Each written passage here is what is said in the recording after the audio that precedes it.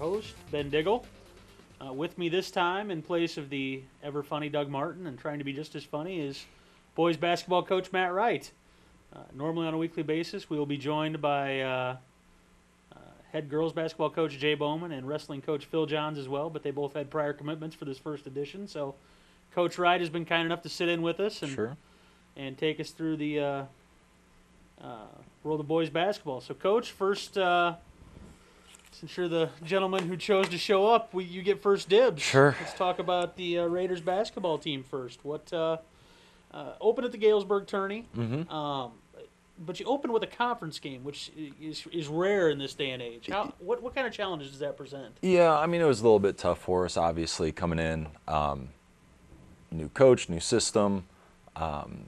First thing that we start off with, conference game right off the bat, boom.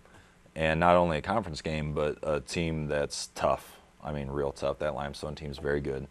Coming in a little bit inexperienced, but certainly not with a lack of effort. We really, those 2 weeks leading up to that conference game in the beginning of the season, had put in as many hours and as much effort as anybody else had possibly put out. It really, entering that game, it was more a matter of we just had not seen that environment yet. You know, we had a lot of guys coming in from sophomore basketball, hadn't played in a varsity basketball game, a few that had, but it was just an unbelievable atmosphere once we get there, and it was kind of just something that staggered us a little bit. But I mean, we really had put in a lot of work, and it was a unique situation coming in, playing conference game right off the bat, and you know, you open with Limestone, then Washington for your conference season. That's a tough road to hoe, no matter what team you are. So. And we'll get to that Washington game in just a second. But let's talk about your progress through those 5 games at Galesburg. Did pick up your first win of the year against East Moline, but what did you see leading up to that kind of gave you some reason for hope? Right. Well, kind of what we said. We opened with Limestone, at Limestone. Place was just absolutely rocking. Kind of had the deer in headlights a little bit. But if you saw us playing the second half of that game, what you saw was we got more organized. We had better communication. Some guys stepped up in the second half in terms of their effort and their intensity, and we showed that we could make some plays and that we could play with that team a little bit. Come back out the next night against a very good Galesburg team. They got a sophomore on that team that's just an absolute stud. He didn't really go off on us like he did the other teams in that tournament. Did they get a big win on us? Sure, but we went into that kind of a little bit same way as Tuesday night, a little bit timid, a little bit unorganized, but what you saw out of us was a little bit more fight again. The Friday, once we got back against Moline, that's when we really took our forward step. Very good Moline team, very well coached. They looked mid-season form in terms of their execution of their plays, execution of their defense. And we had on our hands a 10-point game in the fourth quarter with the ball on the sideline out of bounds. We call a timeout, get an opportunity, get a nice shot in the air, executed it, just didn't go down. And so we're in with a very good team, much more experienced than us, and a 10-point game in the fourth quarter with a shot in the air to cut it to 7. And so we talked about the experience we gained in the first game against Limestone, the experience we gained in the second game against Galesburg, and whether or not we're going to be able to make forward steps. I think the Moline game is where you saw us start to get a little bit of confidence, and different guys step out and do some different things. That's where you saw Mitch Ganem step up and really start getting after it on the glass and on the defensive end. You saw Carson Buckley step out a little bit and shoot the ball a little bit, get on the boards for us pretty well. You saw Sean Mulhern start getting us organized in our offense a little bit better. Michael Thompson communicating on the backside. You had Ryan Slusher getting after it, being physical and hitting guys and going and getting rebounds. So we saw progress, especially starting with that game. That was just absolutely paramount for us. And then we just talked the whole weekend about how are we going to continue to make that next step. And then we did against Inglewood. We had a 1-point game, forced them into a terrible shot in the fourth quarter they just made. And then finally got that first win against East Moline. And talk a little bit about that win against East Moline. I mean, what to you stood out as being the difference in that victory? Really, if you would have seen us play on Tuesday against Limestone and seen the teams in that tournament, you would have said if they continue to play that way, they're probably going to be 0-5. But we had just as good a chance of coming out of there 2-3 that game against Inglewood, 1-point game with them just hitting an unbelievable shot, and eventually losing that by 7, and then turning around in the East Moline game. They were more athletic than us. They were faster than us, but they didn't out-hustle us. We didn't have the turnovers like we did against Limestone and against Galesburg. And really what you saw was defensively we moved while the ball was in the air, on the airtime fly of the ball. We didn't watch it and then go. We had some guys that just said, no, you are not going to push me around right now. I'm going to go get the ball. And we had some guys that stepped up and just hit some beautiful wide open shots for us. We played nice, fundamental, inside-out basketball. We had very balanced scoring. We actually had it in that game. It got cut down to about a 3-point game. And sure enough, we make an inside post feed. Carson Buckley spaces the corner. We go inside out, and he just drills a 3. All of a sudden, we're back at 6. And then the momentum that we felt after that was unbelievable. We talked about the things we had to do to win that game, and it was we got to limit them to one and done. We got to secure the basketball, and we got to make free throws. And I mean, those guys, that's absolutely what we did. We secured every single rebound, and we made our free throws down the stretch. All right. Well, you came out of the Galesburg tournament 1-4, come home to open up the Middle Illini Conference schedule against a very tough Washington team. Not the outcome you wanted. No. But looking back on that, or I guess currently, dealing with that, right? What have you preached to the kids about overcoming adversity like that?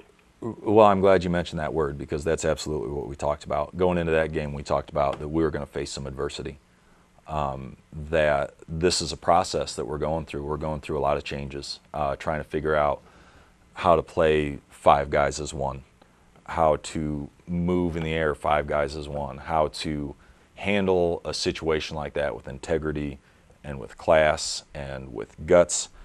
And we talked about adversity through the whole thing, because obviously that's a tough team. I mean, they're a good basketball team. But I think what you saw out of our guys is that we continued to compete from tip to the last horn. We continued to compete all the way through that game, and that we kept our heads about us. It would have been very easy for those guys to lose their head and make a flagrant foul on somebody or get a technical because they were frustrated. But our guys showed class and some composure when they were faced with that adverse situation. And we just talked about, we've got our 5 pillars of success, our communication, pride, trust, sacrifice, and tenacity. And we get a breakdown with family because we spend as much time together as we do with our own families right now. And so we talk about backing each other and what kind of character you have to have in order to do things the right way. And I think what gets lost in that final score is the fight that we had, and how we stood behind each other. We refused to give in, and that we made a commitment to ourselves to take another forward step the next time that we take the floor. So a tough loss, sure, but we always find the opportunity for, in life, when we hit that adverse point, how are we going to respond to it? And to me, that's what basketball is, high school basketball especially, is just a teaching point for life. Right now, sure, do we want to win this basketball game? Absolutely. But we're faced with an adverse situation. How are you going to respond to it? And then how are you going to apply that to your life when something doesn't go right? Are you going to cash it in and say no more? Or are you going to fight a little bit and handle things with integrity and pride? And I think that that's what we did coming out of that game. And I fully expect coming up this Friday and Saturday against Metamora and Canton that you're going to see a team that's got some fight in them. Outstanding. Outstanding. Well, that's a good summary on the boys basketball season to this point. As I said, Coach Johns, the wrestling coach, and Coach Bowman, the girls basketball coach, couldn't be here for us. But we do have an update from both. Girls basketball team currently 3-5. Kind of an interesting situation, Coach. You and Coach Bowman, a second-year head coach, first-year dean. Sure. You second-year dean, first-year head coach. Yeah. So I'm sure you're trading war stories. It's presented its challenges, that's for sure. And then we got 6 teams in one gym. I mean, absolutely. That's been the other challenge. So, for those not familiar with what Coach Wright is talking about, A building is undergoing some changes. It will be for the better. Oh, absolutely, in the long for the term. including adding boys and girls locker rooms here, putting in a new fitness area where the old auditorium used to be, I believe. Mm-hmm. So a lot of very neat changes coming to A building that will no doubt benefit Raider athletics for many years to come. Yeah. But the girls basketball team off to a 3-5 start. Several returnees from last year's team, including junior Kylie Gabelhausen and Nicole Montgomery and Courtney Potendike among the starters. Coach Bowman also looking for contributions out of Allie Watson, Sarah Kurtz, J.C. Staley, and Michaela Reedy on the perimeter, and Sierra Montgomery and Turner McPhee in the paint. So it seems like Jay's got the girls off to a pretty good start. Mm-hmm. It's really kind of refreshing to see both programs kind of building a legacy and really building from the ground up. Yeah, and we talk about that too, is that you'll forever be the class of 2012-2013 East Peoria High School varsity basketball team. What's your legacy going to be? And I think that the guys have bought into that. I think that the girls understand too that when you do this, it's more than just about you. And I think that that's what you're starting to see in our athletic programs as we start to try to take that tick on the up. Outstanding. So, a lot to watch with the girls basketball team. From a wrestling standpoint, our varsity wrestlers are 3-0 so far this season. Took 5th place down at the Chatham Glenwood Invitational over the weekend. Seniors Lucas Joseph and Cade McDonald at 220 and 195 both took 1st place in their respective weight classes. 2nd year in a row they both won at Chatham. Nick Spokley was 2nd. Zach Hogan took 3rd at 113. Austin Harper took 3rd at 120. And Drew Foster and Tony Hall both took home 5th places at 152 and 160 respectively. And Clarence Gomez was 6th at 170. So nice start for the wrestling Raiders as well there. Very good start for those guys. And I don't want to step on your toes, but I want to chime in for Coach Johns. You want to talk about a guy that puts those kids through their paces. And he has taken our weightlifting and weight training PE with our athletes and really turned it into something that I think is extremely beneficial. And you can see the athleticism and the strength has greatly improved in the kids that are invested with Coach Johns, and it's just a testament to how he is. I mean, he does a great job. And the upshot there is anytime you see results, and those kids see results, yes. It's not something they have to wait a year to see pay off. I mean, those results are evident, 2 weeks down the road, a month down the road, and you can see the changes, and that allows you to buy in quicker. Mm-hmm. So I don't think that can be underestimated. Nope. That is all for this week. Just a couple of quick reminders. Thursday, December 6th, the boys wrestling team will be at home against Richwoods. December 7th, unfortunately, we're going to have the boys and girls split in a night. The girls basketball team will play host to Metamora on Friday, December 7th, while the boys basketball team will travel to Metamora on Friday, December 7th. We should have just met at the Paradise. Just clear out a ballroom. They do that just tip it in there. Yeah. They do that for the big tournaments in college. Why can't we play one there?